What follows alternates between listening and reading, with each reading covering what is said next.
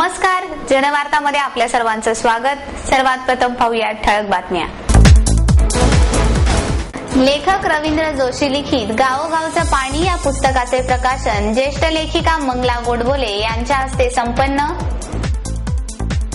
Doctor Babasaheb Ambedkar यांच्या 54व्या महापरिनिर्वाण दिनानिमित्त सप महाविद्यालयात व्याख्यानाचे आयोजन। MAERS MIT college of management तर्फे 21 ते 22 डिसेंबर दरम्यान टाउनशिप डेव्हलपमेंट या चर्चासत्राचे आयोजन। समर्थ आर्ट इनोव्हेटिव्ह निर्मित आटापिटा या मराठी चित्रपटात भरत जाधव आणि संजय नार्वेकर पुन्हा एकत्र।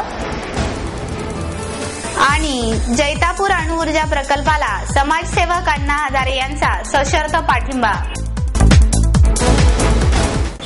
लेखक रवींद्र जोशी लिखित गावोगावचं पाणी या पुस्तकाचे प्रकाशन ज्येष्ठ लेखिका मंगला गोडबोले यांच्या हस्ते करण्यात आले। चित्रशैली स्वरूपात पुस्तके लिहिण्याची पद्धत अवघड असल्याने अशा शैलीत पुस्तके लिहिण्याचे प्रमाण खूपच कमी आहे। ही शैली रवींद्र जोशी यांच्या गावोगावचं पाणी या पुस्तकात दिसते, असे मत प्रसिद्ध चित्रकार रवी मुकल यांनी व्यक्त केले।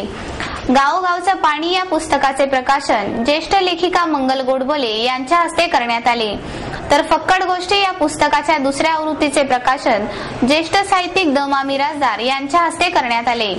यावेळी ज्येष्ठ साहित्यिक द भी कुलकर्णी, अनुबंध प्रकाशनचे अनिल कुलकर्णी आणि जोशी आदी मान्यवर उपस्थित होते। यावेळी बोलताना मुकुल म्हणाले, खेडेगावात गेलेले बालपण पुढच्या आयुष्यात नेहमी उपयोगी पडते, याचा प्रत्यय जोशी यांच्या पुस्तकात दिसून येतो।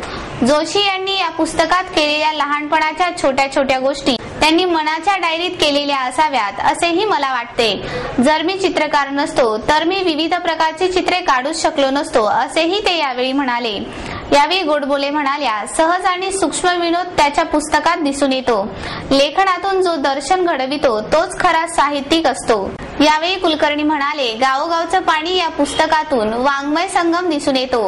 कादंबरीला एक कथाबंध असतो, पण जीवन आणि त्याचे वर्णन करणाऱ्या आत्मपर लिखाणाला शेवट नसतो, हे या पुस्तकातून पूर्ण स्वरूपात दिसून येत आहे। भारतरत्न डॉक्टर बाबासाहेब आंबेडकर यांच्या 54व्या महापरिनिर्वाण दिनानिमित्त सप महाविद्यालयात व्याख्यानाचे आयोजन करण्यात आले होते।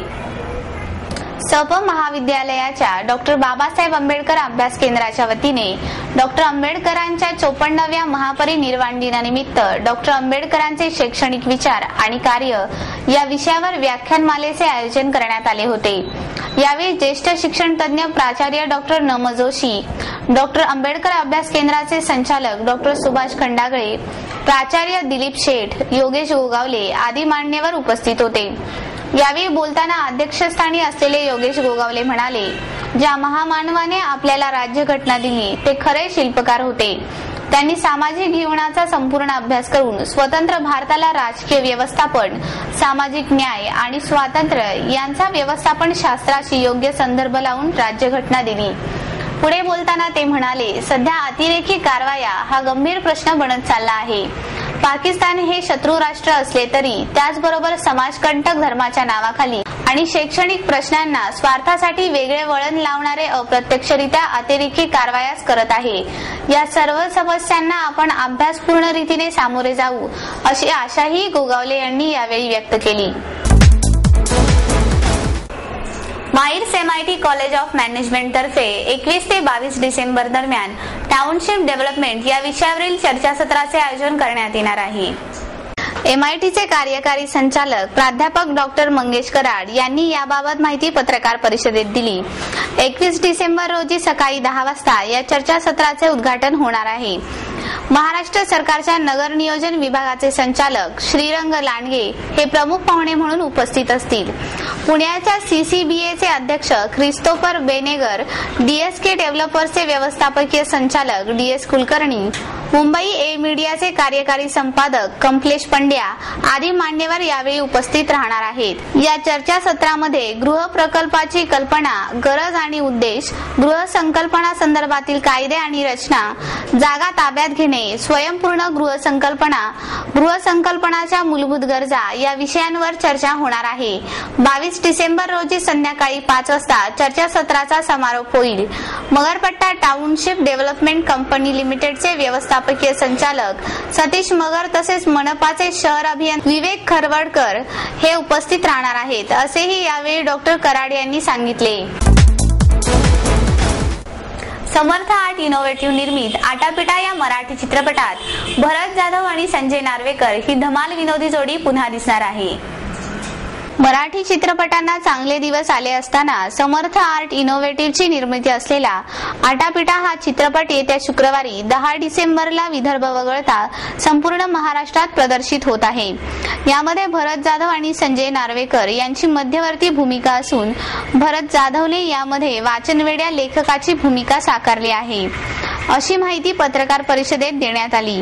यावेळी अभिनेता भरत जाधव, संवाद लेखक प्रशांत लोके, निर्माती दीपाली सामंत आणि दिग्दर्शक उत्तुंग शेलार आदी मान्यवर उपस्थित होते। आटापिटा या चित्रपटाचे संवाद प्रशांत लोके, छायाचित्रण प्रशांत भोंडे यांनी केले आहे, तर गिरीश साळवी यांच्या गीतांना संजीव कोहली यांनी संगीत साथ चढवला आहे। या चित्रपटात भरत आणि संजय नार्वेकर सह सतीश पोळेकर, प्रदीप कबरे, गिरीश साळवी, अश्विनी आपटे आदी सहकलाकार असणार आहेत। केवळ पुस्तकी बोलणारा हा लेखक त्याच्या लेखणीतून उतरणाऱ्या घटना आणि संजय नार्वेकरची त्यामुळे झालेली गोची अशी वेगळी कल्पना मांडणाऱ्या चित्रपटाची गंमत ही त्यात होणाऱ्या प्रासंगिक विनोदामुळे येते, असेही यावेळी सांगण्यात आले। या संदर्भात जनवार्ताशी बोलताना अभिनेते भरत जाधव म्हणाले, आटापिटा चित्रपट येत्या 10 तारखेला संपूर्ण महाराष्ट्रात प्रदर्शित होते। या चित्रपटात आटापिटाच्या पद्धतीने म्हणजे नावातच कळेल की प्रत्येक गोष्टीचा आटापिटा करावा लागतो आपल्याला। त्यापैकी एक आम्ही 2 कॅरेक्टर अशा पद्धतीचे होतो, मी आणि संजय नार्वेकर, जे प्रत्येकजण आपापल्या पद्धतीने आपल्या करिअरचा आटापिटा करत असतात। यात मी लेखक आहे, संजय नार्वेकर जो लेखक एका कॅरेक्टरच्या प्रेमात पडतो आणि कॅरेक्टर शोधत असतो तो म्हणजे संजय नार्वेकर। आणि एकंदरीत ह्या चित्रपटात होणाऱ्या घडामोडी, एक मी लेखकाचा रोल करत असल्यामुळे माझ्या कॅरेक्टरची शेड म्हणाल तर फार मी पुस्तकी भाषा बोलणार दाखवले आहेत। तो लेखक एक हरवणारी लेखक असतो ना, जो पहिल्यांदाच एक कथा लिहायच्या ज्या पद्धतीने अनेक पुस्तकं वाचल्यानंतर त्याची बोलीभाषा पण ती पुस्तकी होती आणि ते कशी मग त्याच्यातनं कशा गमती निघतात, काय होतं आणि मग कॅरेक्टर कसं शोधतो, मग त्या कॅरेक्टर बरोबर काय काय घडतं आणि एकंदरीत ते घडता त्या कॅरेक्टरला आणि स्वतःला कसं सांभाळावं, काही बऱ्याच घडामोडी घडतात चित्रपटात। सांभाळताना जो होता दोघांचा आटापिटा तो म्हणजे आटापिटा असं म्हणतो। लेखिका स्वाती पाटणकर लिखित पुणेरी पाणी या पुस्तकाचे प्रकाशन नुकतेच करण्यात आले। स्नेहवर्धक प्रकाशनाच्या वतीने पुणेरी पाणी या स्वाती पाटणकर लिखित पुस्तकाचे प्रकाशन भावगीत गायक अरुण दाते आणि ज्येष्ठ व्यंगचित्रकार मंगेश तेंडुलकर यांच्या हस्ते करण्यात आले। या कार्यक्रमास मुंबई दूरदर्शनच्या वृत्त विभागाच्या संचालिका मनोदीपा मुखर्जी, स्नेहवर्धन प्रकाशनाच्या डॉक्टर स्नेहल तावरे, लेखिका स्वाती पाटणकर आदी मान्यवर उपस्थित होते। दैनंदिन आयुष्यात आलेले अनुभव पाटणकर यांनी शब्दबद्ध करून समर्पक व्यंगचित्रांच्या माध्यमातून या पुस्तकात मांडले आहेत। तिसरी घंटा, अलौकिक तुकडा, पाऊस पाऊस आणि श्रावण, मामाचा गाव अशा लेखांमधून त्यांनी शब्दातील सामर्थ्य हे परिणामकारक पद्धतीने दाखवून दिले आहे। सध्याच्या काळात संवेदनशीलता टिकवून ठेवणे अवघड आहे, मात्र ती जपण्याचे काम लेखिका पाटणकर यांनी केले आहे। यावेळी बोलताना त्या म्हणाल्या, पुणेरी पाणी हे माझ्या रोजच्या वाटचालीतील अनुभव कथन करणारे पुस्तक आहे। प्रत्येक अनुभव हा वेगळा असतो, तो फक्त शब्दबद्ध करण्याचे काम मी केले आहे। यावेळी त्यांनी गुरुजनांचा सत्कार करून वंदन केले। मनोदीपा मुखर्जी यांचेही यावेळी भाषण झाले। देव दिवाळी निमित्त वैकुंठ स्मशानभूमी ही हजारो दिव्यांच्या प्रकाशाने उजळून निघाली। सोमवारी झालेल्या दीपोत्सवामुळे वैकुंठ स्मशानभूमीचे वातावरण अगदी चैतन्यमय झाले होते. स्मशानभूमीत येणाऱ्या प्रत्येकाच्या चेहऱ्यावरील तणावाची जागा प्रसन्नतेने घेतली होती. हजारो दिव्यांच्या दीपोत्सवामुळे वैकुंठ स्मशानभूमी उजळून निघाली. निनाद आणि राष्ट्रीय कला अकादमीच्या वतीने देवदिवाळी निमित्त वैकुंठ स्मशानभूमीत दीपोत्सवाचे आयोजन करण्यात आले. स्मशानभूमीच्या प्रवेशद्वारापासून ते विद्युत दाहिनीपर्यंतचा परिसर दिव्यांच्या मंद प्रकाशाने उजळून निघाला. 1000पेक्षा जास्त दिवे या वैकुंठ स्मशानभूमीत लावण्यात आले. दीपोत्सवाप्रमाणे स्मशानभूमीत कार्य करणाऱ्या सेवकांबद्दल कृतज्ञता व्यक्त करण्याकरिता त्यांचाही गौरव करण्यात आला. यावेळी आळंदी देवस्थानचे अध्यक्ष प्रशांत सुरू, मनपातील क्षेत्रीय अधिकारी सुनील केसरी, नगरसेविका शुभदा जोशी, सह्याद्री हॉस्पिटलचे डॉक्टर गुमास्ते यांच्या हस्ते 78 सेवकांचा भेटवस्तू देऊन गौरव करण्यात आला. उदय जोशी हे गेली 12 वर्षे निनाद हा उपक्रम राबवित आहे. जनता सहकारी बँकेच्या आडमुठी धोरणाविरोधात कर्मचाऱ्यांनी काळ्या फिती लावून निषेध व्यक्त केला. जनता सहकारी बँकेच्या संचालक मंडळावर सेवक संचालकांची निवड निश्चित होऊन सुद्धा कार्याध्यक्ष अरविंद खळदकर मनमानी कारभार करीत आहे असा आरोप करत कार्याध्यक्षांच्या आडमुठ्या धोरणाचा बँकेच्या सेवक संघटनेच्या कर्मचाऱ्यांनी काळ्या फिती लावून निषेध व्यक्त करत धरणे आंदोलन केले. बाजीराव रस्त्यावरील जनता सहकारी बँकेच्या मुख्य कार्यालयासमोर रविवारी सकाळी 10 पासून कर्मचाऱ्यांनी आपल्या मागण्यांसाठी धरणे आंदोलन धरले होते. कार्याध्यक्षांच्या निषेधाचे फलक लावून घोषणा देत कर्मचाऱ्यांनी यावेळी संताप व्यक्त केला. धरणे आंदोलनाला संघटनेच्या पुणे शहर, पुणे जिल्हा, मुंबई आणि कोकण येथील शाखांमधून सेवक वर्ग मोठ्या संख्येने उपस्थित होता. बँकेचे कार्याध्यक्ष अरविंद खळदकर यांच्या निषेधार्थ सेवक वर्गाने फलक लावून असंतोष व्यक्त केला. जनता बँक पुणेच्या स्टाफ वेलफेअर असोसिएशनचे अध्यक्ष प्रताप दाभाडे म्हणाले, जनता बँकेचे एकूण 19 जणांचे संचालक मंडळ आहे. त्यामध्ये 2 संचालकांची निवड संघटनेच्या माध्यमातून होते. दिलीप धाकूजी इंगळे आणि चंद्रकार सुधाकर पडसुते या 2 सेवक संचालकांची नावे संघटनेने संचालक मंडळाला कळवली होती. संघटनेची निवडणूक जुलै 2009 मध्ये झाली असून 15 महिन्यांपासून कार्याध्यक्ष आणि संचालक मंडळ आमच्या 2 सेवक संचालकांना बँकेच्या संचालक मंडळात बसू देत नाही. संचालक मंडळाबरोबर संघटनेने आतापर्यंत 4 ते 5 वेळा पत्रव्यवहार केला असला तरीही कार्याध्यक्ष आणि संचालक मंडळ संघटनेच्या मागणीला दाद देत नाही.